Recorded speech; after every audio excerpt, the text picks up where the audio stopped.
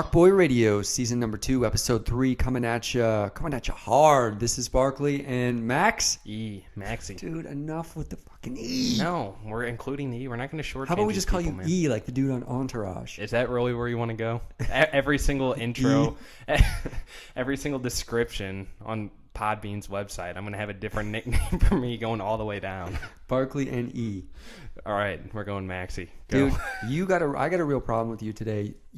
I'm all fired up for this episode. You come like dragging yourself in, looking like you just woke up. I did. I'm like, where's the energy, dude? Like, we had a strong episode last week. We got to match it or beat it. And you're just like, oh my God, I had to work out this morning. I'm so tired. Man, I worked out. And that's how you sounded. That's exactly how you sounded. Yesterday was my fucking birthday on top of that. Yeah. Had a crazy... Like, you live such a freaking big time life. Like, you have any reason to be tired today? I had a couple fillings today too. Come on, give me some credit. Give me some credit. You didn't tell me that, dude. You did tell me that last night at your birthday. I mean, I got to give you credit here. Like, you did it hard last night for your birthday. I saw the pictures. Hanging out at Denny's to celebrate your birthday, like Denny's, that is man. Big time, dude. It wasn't Denny's. It was a sister of Denny's. What's the sister of Denny's? It's called the Golden Pancake. The Golden Pancake, dude. That is big time. I thought I knew how to celebrate birthdays, but this year, mine's coming up. Golden Pancake, here I come. You gonna have faster again, man? No, but I may be doing something for my wife's birthday in November. Wow. Something big on the musical scene. RockBoy sponsored. RockBoy concerts. RockBoy, let's get RockBoy to sponsor it. Absolutely. Half comes out of your pocket, dude. We have a big episode today again. Well, let me define big. I would say these guys may not exactly be my musical forte. Right. You know what I mean? Right. I mean, it's a metal show. It's a metal show. Metal and hard rock. And they're pretty straightforward alt band. They're an alt band. Yeah. But they did something pretty damn metal this summer, which is why we wanted to have them on. And that band is Local H, and our guest today is the singer from Local H, Scott Lucas. So what happened was this summer, Local H actually won a contest to open up 5 Metallica, like, fucking stadium shows, dude. Monster venues. 50,000. 50,000. Yeah. So a big time deal. A little bit of controversy behind that contest because some thought that they were a little bit too much of an established, per se, band. Right. Like, they've been around for 25 years. Yeah, absolutely. And I think the contest was kind of looking for more like a new up-and-coming band. I mean, but who defines that? It's exactly. Metallica themselves, and if they're cool with the results, then everybody has to be cool with the results as well. That's right? what I'm saying. So we didn't get too much into the controversy in the interview because A, it's old news, and B, who cares? They won and they did it. We want to talk to them about that. Absolutely. And I'm sitting here thinking about what it would be like to play with Andrew Maxey and the Replaceables on that stage with you and intern Nick on drums. Yeah, it would be me, intern Nick, and a bunch of crickets in the audience because nobody else would be there. Dude, if I'm there, people are going to be there. And I'm sitting here thinking of how this 1,200 square foot stage is going to be mine, and you guys could just kind of hang out in the corner or whatever. And also on top of that, I'm going to hang out backstage, have some cocktails maybe with Lars and Robert Trujillo before the show. Maybe Polson. Polson will be back there too. No? You don't think so? I just gave you the dolphin, dude.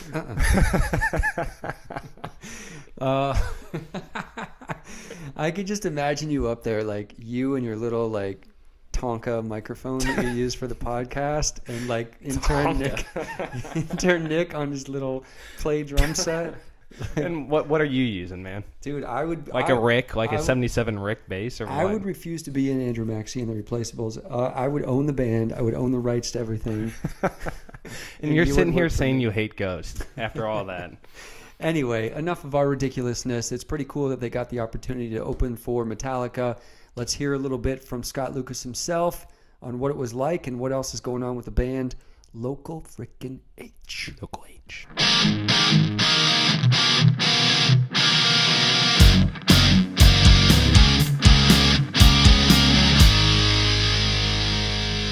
All right, hey, it's Barclay with RockBoy Radio. I'm here with my co-host, Max, and today we've got a pretty cool interview that we're really excited about. We've got Scott Lucas of Local H. How you doing, Scott? I'm good. How are you? We're hanging in there. Pretty boring summer for you guys, eh? Nothing big of any consequence happened, right? Yeah, you know, I mean, there was like a new Guardians of the Galaxy movie, and that's about it. Well, for those of you living on the moon this summer, Local H were victors in the Hit the Stage contest, which was orchestrated by, of course, Metallica, to find one winner to open. I think it was 5 shows this summer, and they were all stadium shows, right, Scott?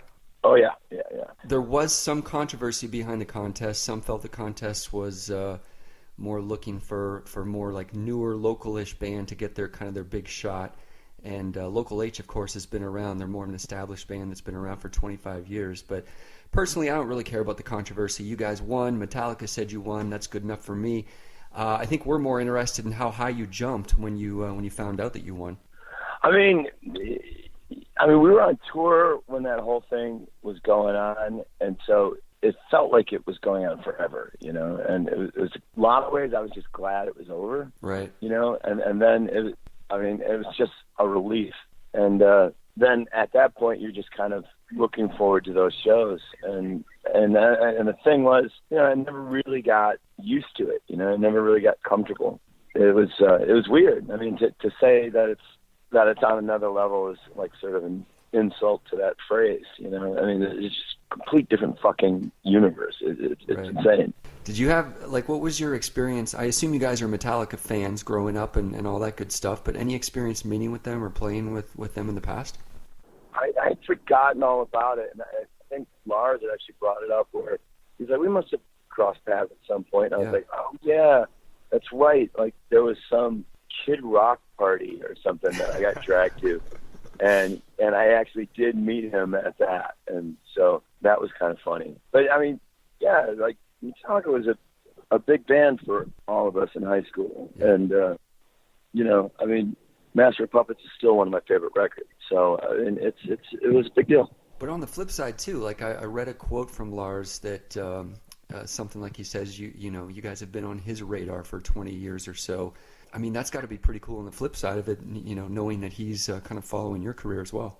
I get the feeling that he likes to sort of know what's going on or right. listen to different bands, like outside of metal. So, you know, I mean, that's cool. I don't fool myself into thinking that they own any of our records or anything like that. But, you know, just having somebody like that even know a couple of your songs is cool enough for me. Yeah, for sure. Dude, how is playing on that size of a stage in front of that many people? Was that something unlike anything you've been a part of, or how was that experience for you? Yeah, you know, never got used to it. You know, it was just, and it was one of those things where you're like, all right, we should enjoy this. But I was completely nervous the entire time, and you know, there was always something going wrong. Like the first show, we blew the PA, we blew Metallica's PA. You know, and it's just like, oh fuck. And then the second show, it was raining, and you know, that was us. My St. pedals Louis. were freaking out. St. Louis, that was us. Yeah, St. Louis. Yeah. So there's always something. You could never coast at any of those shows. There's always something going on. So, you know, there's never time to sort of just kick back and take in the wonder of it all, you know? Right. And I mean, at least people weren't getting mad at you like they were getting mad at Lars for having to set up that canopy over his drum set that took about an hour and a half for him to set up. But, oh, right. I know. We were in the pit when that whole thing was happening. Right. And it took forever. And people were starting to grumble. It was pretty funny. Right. I mean, like, you guys are kind of known for your different ideas live. Like, you guys have a lot of cool different concepts that I read about going into this interview. You know, I was reading about how on one tour, one show, you had a bunch of, like, sushi menus, or sushi-style menus, I guess, and you'd have the fans vote as they came in, and then whenever you guys were going on stage, you'd play, like, the most popular choices from the audience that night. And you guys have a lot of interesting examples like that. Give me some more.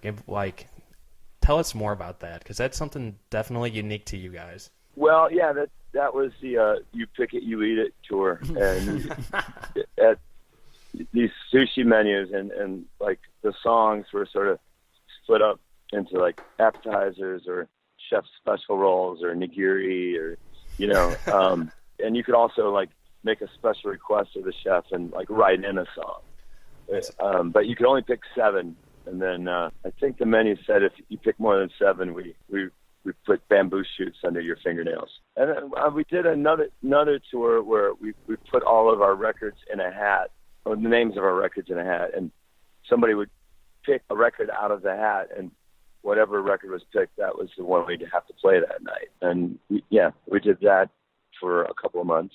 That was cool. I mean, like, how many songs you guys have in your catalog? Because, I mean, you'll have to know every single song in your catalog if you're going to do something like that inside and out, right? Yes, that one we did.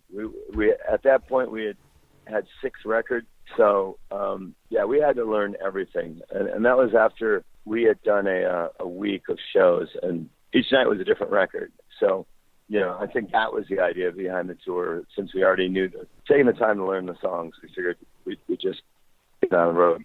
So I'm always curious, like, moving kind of past the Metallica thing after it happened, like, how much is something like that able to kind of move the needle for you guys as a band? Like, what positives business-wise can you take away from that experience in terms of growing Local H? I have no idea.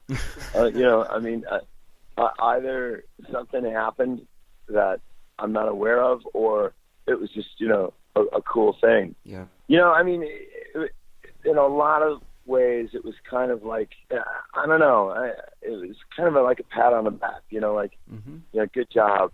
You don't really, it seems like in rock music, sticking around isn't really a trait that's appreciated. Like breaking up and going away for a long time is actually, that's something that's rewarded. Bands reunite and then more people come, and they do bigger tours, or they play big festivals. Kind of sticking it out and not going away is almost frowned upon. So this thing was almost kind of like pat on the back for sticking around, and there was certainly something to it for that. Like it didn't end up like a band of 14-year-olds didn't end up opening those Metallica shows. Right. It was us. It was a band who kind of stuck to their guns and fought it out in the trenches, and and got a chance to do that. And so it's a different kind of story, but it's one that I hope people appreciate. No, I love your perspective on that. That's a great way to put it. And I didn't know. It's one of those things, like, everything's measured in fucking Twitter followers and shit. At this point in all of our lives, and I didn't know if that was something where all of a sudden, like, followers and likes and all that kind of crap just kind of explode, or if there was some kind of measurable thing that kind of happened. But on the flip side, you could definitely see that, like, like when a band like that sort of touches you, like a lot of that kind of stuff kind of rubs off on you for a couple of seconds. I did notice that, and and if nothing else, like you guys have done, people are going to ask me about those shows for the rest of my life. Whenever you do something like did you get to hang out with the guys from Metallica or Volbeat or anything like that, like before the show, after the show? Honestly, I just wanted to stay out of everybody's fucking way. Lars poked his head in at one point, and then at the end, we got to meet everybody, and James was kind of busting my balls, and Kirk was super fucking nice. So yeah, it was cool. But I was just happy to be there, and I just wanted to make sure that we weren't a nuisance. Right. I mean, so let's kind of fast forward to today. You're on tour with the Toadies. What was the strategy hooking up with them, and like how are things going on the road for you guys right now? It's really good. I mean, it's almost like the perfect tour. Like we people that like our band and people that like their band seem to get along, and the crowds are great and really receptive, and it's something that we've been trying to make happen for a few years. So I mean, we have been super busy, and if it hadn't have been the Toadies offering this tour to us, if it had been some other band, we probably would have said no. But this is something that we've been trying to make happen for a while, and so we couldn't turn it down. Right, and you guys just came through St. Louis, played Del Mar Hall, I think. Is that where you guys played? Yeah. Right. Yeah, that show was great. Yeah, it's a really cool venue here in St. Louis. One of a few cool ones that we have. Speaking of the tour, Andrew and I are always kind of intrigued by the road life and tour life, as I think a lot of people are. We just did an interview with the guys from Boba Flex, who are, just like you guys, true road warriors, and they had all kinds of tips and tricks for, let's just say, touring smart when it comes to their wallets on the road. And they had some pretty good stories of things that they do on the road to kind of save money and kind of tour on a budget. Along those lines, any insights from a band like Local H that, you guys have been doing this for 25 years? I mean, at this point, we just, try to enjoy it as much as possible. And,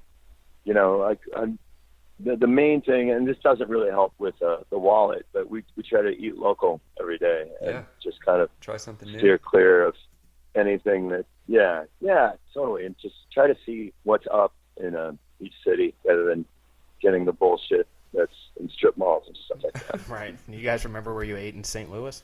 Where did we? It was. We ate at that taco place down the street from Del Mar Hall. Mission Taco, maybe. Mission Taco, right? There you go. And we had a good pizza that was across the street. It was pretty great. What was that place called? Pie. Yeah, that's a good spot. Cool. Well, it's such an amazing story for you guys to be around and still kind of kicking ass after, like I said, 25 years. And I think what is it? 8? Is it 8 studio albums now? It is 8. Yes. Yep. So, but 25 years. Obviously, it can't all have been epic times. What would you say would be kind of like the hardest period that the band had to go through, and what pulled you guys through? I don't know. I mean, there was sort of there was a period after the Island thing. Like there was sort of like a period from our last Island record to our next record after that, which is like 4 years, and that felt like I was a little lost there for a second. I didn't really. Things were changing, and I kind of didn't know where we were going to land, and and it just seemed things took longer.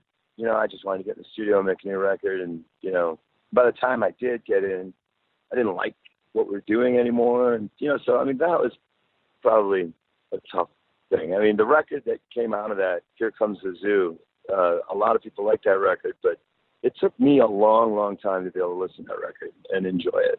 And I like it now, but at the time I was like, man, this sucks. I mean, I remember we were recording the record and the Strokes record hadn't come out yet, and they were playing in New York, and I went to see it. And I remember thinking like, oh, fuck, we fucked up. This is what's happening now, and we're done. But it was too late. I think the record was almost done, and I couldn't scrap it, and I was just so it took a long time for me to kind of appreciate what that record even was. Yeah. Well, it's just really cool just to kind of go back through a career like that of 25 years and just kind of get different perspectives on it. And like you said, how they kind of change, how you might look back now differently than you did at the time. So it's really cool, man. I appreciate that. One thing that we want to know about too is, we always hear about the rabid fan base of Local H, and, the Metallica thing is a great example of that. But give us some more insight into this rabid fan base of Local H and some of the things you see and hear from them on a daily basis that makes them so rabid. Well, I don't know. I mean, that was the thing with the whole, like, they made that Metallica thing happen, and it was really touching. They wanted it for reasons that are almost hard to fathom. Like they just wanted something good to happen to us. Yeah. And that was it. I mean, maybe some of it might have been like they wanted validation that they weren't listening to a shitty band, that other people would see that we had some worth. But when it all really came down to it, all they really cared about was making something good happen for us, and that's a rare thing. And I don't know how many bands out there have people that follow them like that. So I don't know if I can ever repay that. Yeah, no, that's pretty cool. They wanted to, like you said earlier, just kind of give you that pat on the back and that reassurance that you guys are great, and give you a little prop. That was pretty cool. Something like that, yeah. This we're going to wrap things up here with what we call rapid fire. I'm going to hand it over to Andrew here. He's going to just pepper you with some easy questions here. Just give us quick, easy really don't put too much thought into it. Answers. He's going to fire them off at you here, Okay. and just do your best. If you want to skip anything, if he asks you a shitty question, like he's been known to do every once in a while, just say pass, and we'll go from there. Okay. Okay. Yeah. All right. So, what's one thing on tour you can't live without? Clean bathroom. Last show you bought a ticket to go see. John Carpenter. If you weren't playing music, blank would be your career. Sandwich artist. All right. This is kind of Barclay and I's favorite two bands here, so you have to give us an answer on this. Faster Pussycat or Rush? Rush. Favorite venue to play? The Metro in Chicago. One thing in rock and roll you haven't accomplished yet that you'd like to? Playing in Rush. There we go. I think that's it, dude. There you go. Well, Scott, we really appreciate it, man. Thanks for your time. Continued success with the band. And again, very cool that you've been around this long in 25 years and keep doing it stronger than ever. So our hats off to you for sure. And thanks for taking the time with us. All right. Thanks, guys. Thanks again to Local H frontman Scott Lucas for joining us on RockBoy Radio this week. You can check out all of our previous episodes and our future episodes at rockboy.podbean.com, and please follow us on all of our socials. Next week we'll have a really big guest, so please check back. RockBoy Radio out.